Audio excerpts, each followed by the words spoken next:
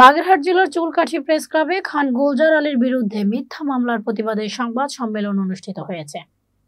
বাগেরহাট সদর প্রতিনিধি মজনু শেখের তথ্য ভিডিওতে দেখুন বিস্তারিত। বাগেরহাট সদর উপজেলার রাখালগাছি ইউনিয়ন বিএনপির সাধারণ সম্পাদক খান গুলজার আলীর বিরুদ্ধে মিথ্যা মামলার প্রতিবাদে সংবাদ সম্মেলন অনুষ্ঠিত হয়েছে। রবিবার সকাল 11টার সময় চুলকাঠি প্রেস ক্লাব হলরুমে সংবাদ সম্মেলন অনুষ্ঠিত হয়। উক্ত সংবাদ সম্মেলনে রাখালগাছি ইউনিয়ন বিএনপির সাধারণ সম্পাদক খান গুলজার আলী একটি লিখিত বক্তব্যে বলেন, আমার নামে মিথ্যা ও হয়রানিমূলক মামলার তীব্র প্রতিবাদ ও নিন্দা জানাই। এটা শুধু একটি মিথ্যা মামলা নয়, এটি একটি প্রতিহিংসার রাজনীতি বলে মনে করেন।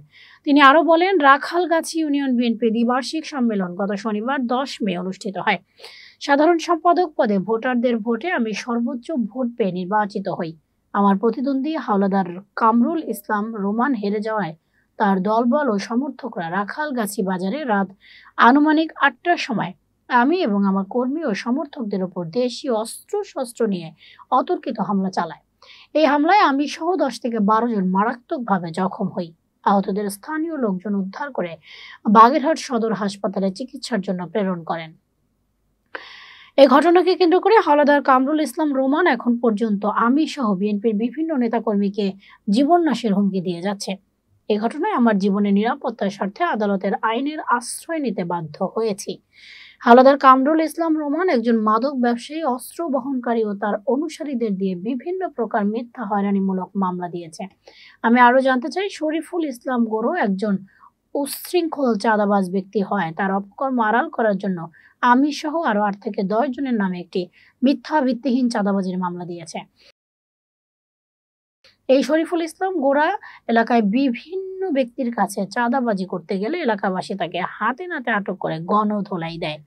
এই দুষ্কৃতকারীর হাত থেকে রেহাই পাওয়ার জন্য ভুক্তভোগীর পক্ষ থেকে উক্ত সংবাদ সম্মেলনে উপস্থিত ছিলেন বিএনপির থানা অঙ্গ সংগঠনের নেতাকর্মীরা ও প্রেস ক্লাবে কর্মরত সাংবাদিক বৃন্দ।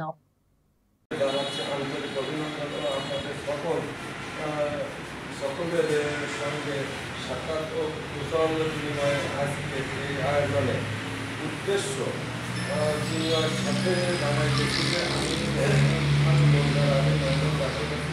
ইউনিয়ন বিএনপি নির্বাচিত সাধারণ সম্পাদক 25/5/2025 তারিখে চুলকাঠি প্রেস ক্লাবের সাংবাদিক সংবাদ বিএনপির সম্মেলন অনুষ্ঠিত হয়। উক্ত সম্মেলনে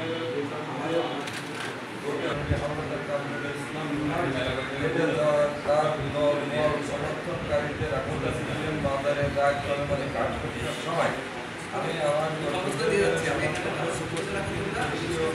অস্ত্র নিয়ে অতর্কিত হামলা চালাই।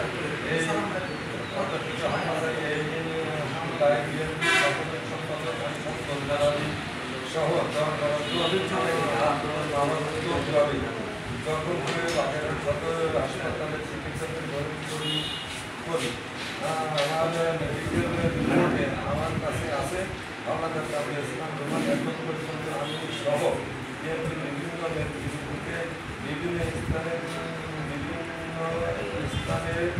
বিধানটি ও ভয়টি দিয়েছে এবং এই ব্যাপারে তার ভয়ে আমার কর্মীরা আতঙ্কে দিন কাটাচ্ছে। আমিও এই পর্যায়ে জীবনের নিরাপত্তার সাথে আদালতে এইভাবে আশ্রয় নিতে বাধ্য হয়েছি। প্রিয় সাংবাদিকেরা, আপনাদের মাধ্যমে প্রশাসন, গণমাধ্যম, বিএনপির সিদ্ধান্ত কর্মকর্তা সহ ইউনিয়নবাসীকে জানাইতেছি যে এইভাবে আমি আমার কর্মীদের নামে এই মাদক ব্যবসায়ী অস্ত্র বহনকারী হাওলাদার কামরুল ইসলাম রোমান ও তার অনুসারীদের বিভিন্ন প্রকার মিথ্যা হয়রানিমূলক মামলা করিতেছে।